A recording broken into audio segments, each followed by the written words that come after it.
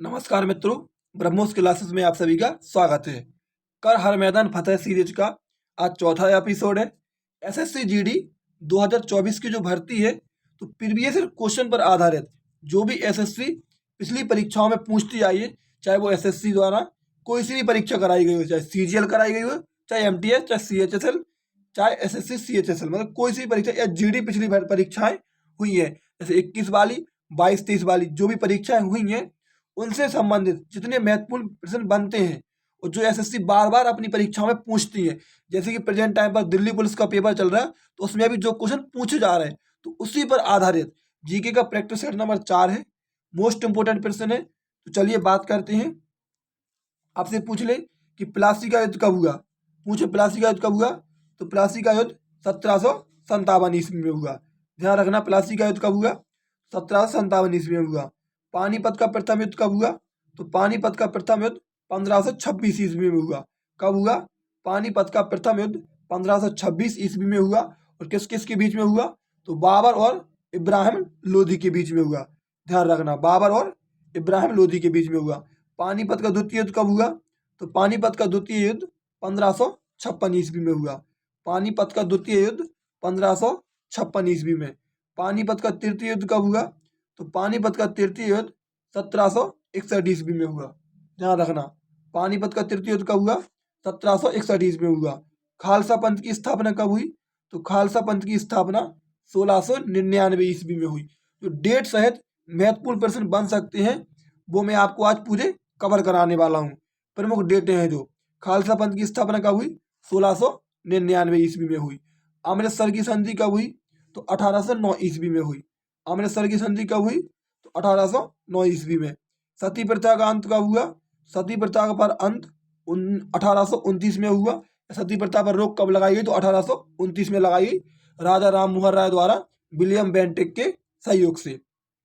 पूछे कांग्रेस की स्थापना कब हुई, तो कांग्रेस की स्थापना 28 दिसंबर 1885 को हुई। कब हुई, कांग्रेस की स्थापना 28 दिसंबर 1885 को हुई। किसने की, तो एओ हुम ने की। एओ हुम कहाँ का निवासी था, तो स्कॉटलैंड का निवासी था।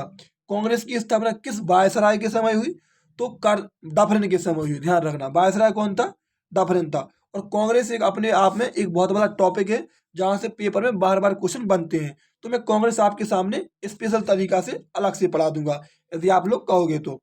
आगे बात करें, बंगाल विभाजन कब हुआ, तो बंगाल विभाजन 1905 में हुआ। बंगाल विभाजन कब हुआ, तो बंगाल विभाजन 1905 में हुआ। बंगाल विभाजन के समय वायसराय कौन था, तो बंगाल विभाजन कर्जन के समय हुआ था। ध्यान रखना। आगे बात करें, मुस्लिम लीग की स्थापना कब हुई, तो मुस्लिम लीग की स्थापना 1906 में हुई। मुस्लिम लीग की स्थापना कब हुई, 1906 में। मार्ले मिंटो सुधार अधिनियम कब आया, तो 1909 में आया। मार्ले मिंटो सुधार अधिनियम 1909 में आया। तीसरा दिल्ली दरबार कब लगा, तो 1911 में लगा। ध्यान रखना, तीसरा दिल्ली दरबार कब लगा, तो 1911 में लगा।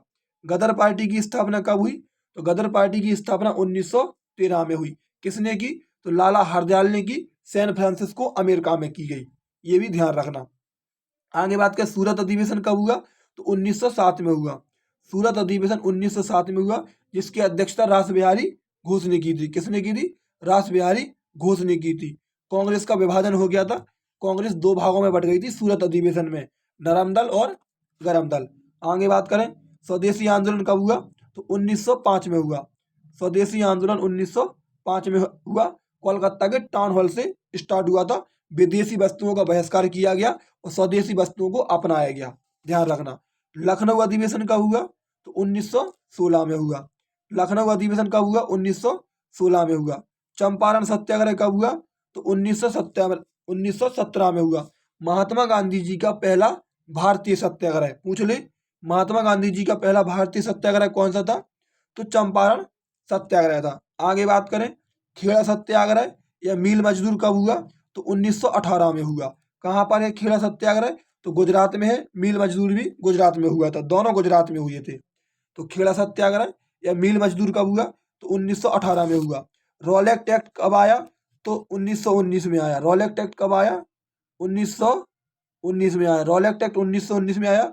और जलियांवाला बाग हत्याकांड कब हुआ, तो 13 अप्रैल 1919 को हुआ। ध्यान रखना, जलियांवाला बाग हत्याकांड कब हुआ, तो जलियांवाला बाग हत्याकांड 13 अप्रैल 1919 को हुआ। रॉलेट एक्ट कब आया? तो 1919 में ही आया, जिसे काला कानून कहा गया। क्या कहा गया? रॉलेट एक्ट को काला कानून कहा गया। ना अपील, ना दलील, ना वकील का कानून कहा गया। मतलब इसमें शक के आधार पर लोगों को गिरफ्तार कर लिया जाता था। रॉलेट एक्ट में शक के आधार पर लोगों को गिरफ्तार कर लिया जाता था। तो इसी प्रकार मोहम्मद सैफुद्दीन किचलू और सत्यपाल मलिक को गिरफ्तार कर लिया था शक के आधार पर। रॉलेट एक्ट के तहत मोहम्मद सैफुद्दीन किचलू और सत्यपाल मलिक को रॉलेट एक्ट के तहत गिरफ्तार कर लिया। और इन्हीं लोगों को छुड़वाने के लिए जलियांवाला बाग में, अमृतसर जो पंजाब में पड़ता, वहां पर लोग एकत्रित हुए थे, जहां पर जनरल डायर ने आधाधुंध गोलियां चलवाई थी 13 अप्रैल 1919 को। ध्यान रखना। आगे बात करें, असहयोग आंदोलन कब हुआ?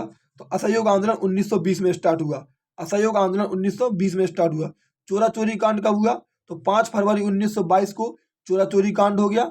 एक थाने में आग लगा दी गई, जिसमें 20 कांस्टेबल और एक एसआई की मौत हो गई। तो जिसके कारण महात्मा गांधी जी ने असहयोग आंदोलन वापस ले लिया। ध्यान रखना। चोरा चोरी कांड कब हुआ? 1922 में हुआ। स्वराज पार्टी की स्थापना कब हुई? 1923 में हुई। मोतीलाल नेहरू और चित्तरंजन दास ने करी। कहाँ पर? इलाहाबाद में। ध्यान रखना। स्वराज पार्टी की स्थापना 1923 में हुई। काकोरी ट्रेन डकैती कब हुई?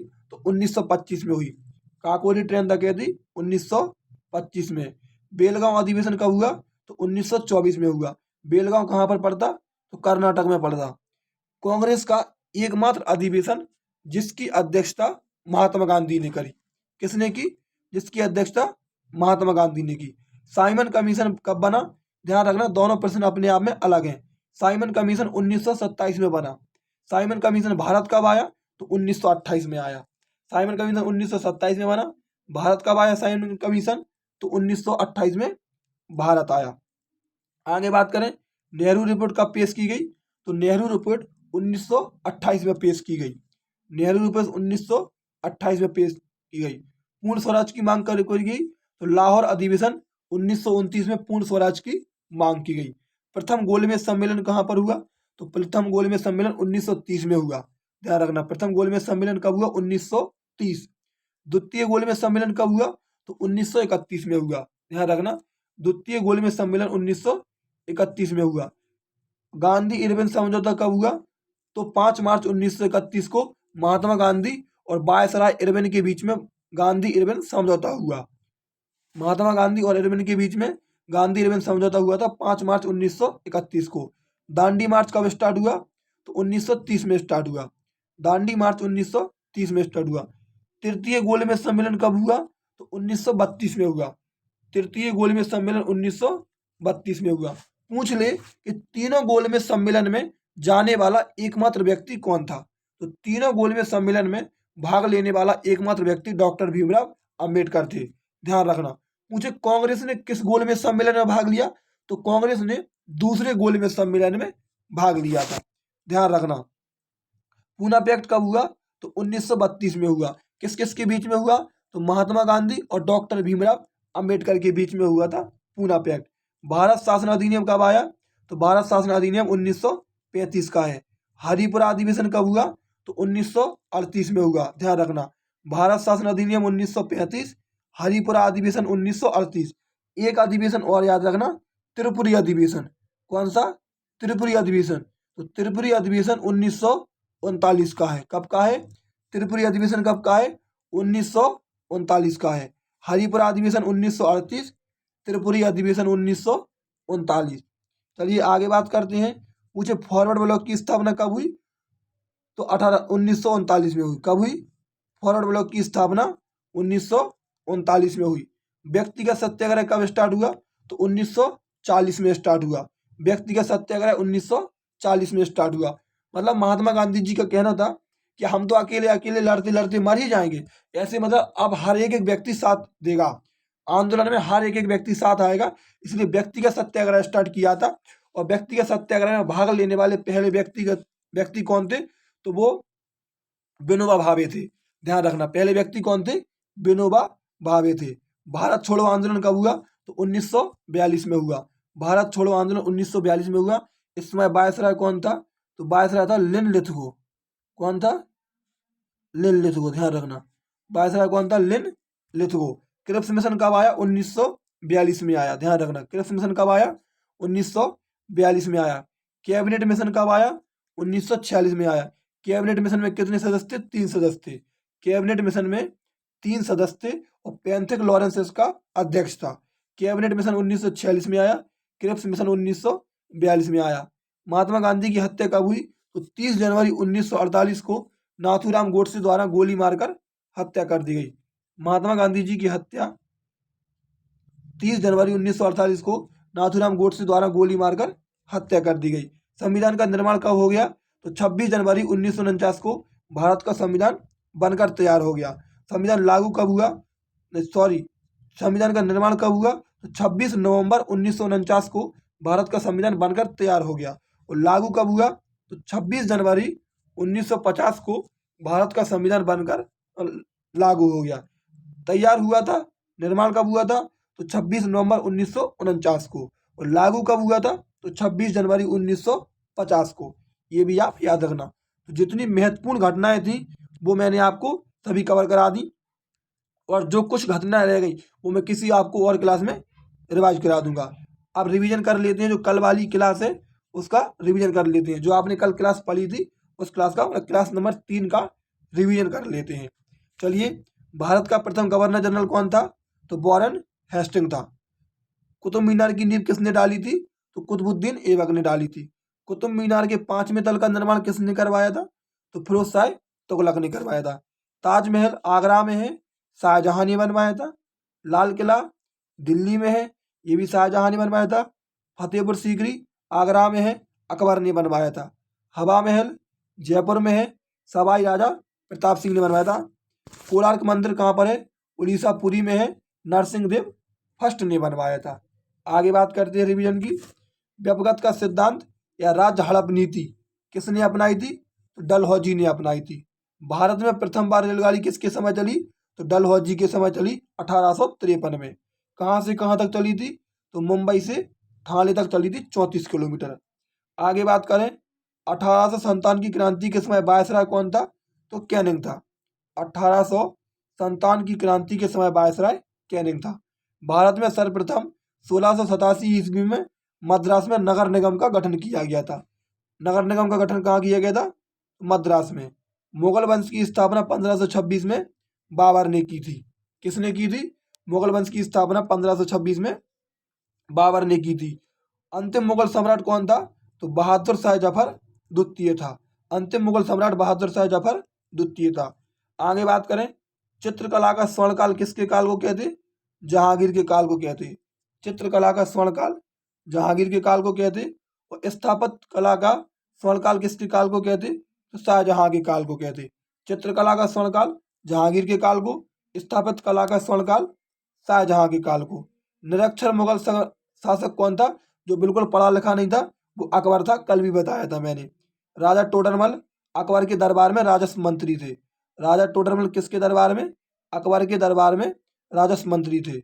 अकबर के दरबार में नवरत्न रहते थे। नवरत्न किसके दरबार में रहते थे? अकबर के दरबार में। चंद्रगुप्त द्वितीय के दरबार में नवरत्न रहते थे। किसके? पूछ ले, अकबर के अलावा किसके दरबार में नवरत्न रहते थे? तो चंद्रगुप्त द्वितीय के दरबार में। शिवाजी के मंत्रिमंडल को अष्टप्रधान कहते हैं। पूछ ले, अष्टप्रधान किसके मंत्रिमंडल को कहते हैं? तो शिवाजी के मंत्रिमंडल को अष्टप्रधान कहते हैं। नेक्स्ट आगे बात करते हैं रिवीजन की। अष्टदिग्गज किसके दरबार में रहते थे? तो अष्टदिग्गज कृष्णदेव राय के दरबार में रहते थे। तुर्कान चहलगानी का निर्माण किसने किया था? तुर्कान चहलगानी का निर्माण इल्तुतमिश ने किया था। तुर्कान चहलगानी का विनाश किसने किया था? तो तुर्कान चहलगानी का विनाश बलबन ने किया था। कभी पूछ ले कि तुर्कान चहलगानी क्या था, तो ध्यान रखना, तुर्कान चहलगानी 40 सरदारों का एक समूह था। क्या था? 40 सरदारों का एक समूह था, जिसका निर्माण तो इल्तुतमिश ने किया था, जिसका विनाश बलबन ने कर दिया था। आगे बात करें, गुलामों का गुलाम किसे कहा जाता? इल्तुतमिश को कहा जाता। गुलामों का गुलाम इल्तुतमिश को कहा जाता। नवरोज त्योहार बलबन ने शुरू किया था। नवरोज त्योहार किसने शुरू किया था? बलबन ने शुरू किया था। होज ए सुल्तानी का निर्माण इल्तुतमिश ने करवाया था। किसने करवाया था? होज ए सुल्तानी का निर्माण इल्तुतमिश ने करवाया था। ध्यान रखना। तो ये आपका रिवीजन वाला पोर्शन था जो मैंने आपको रिवाइज करा दिया।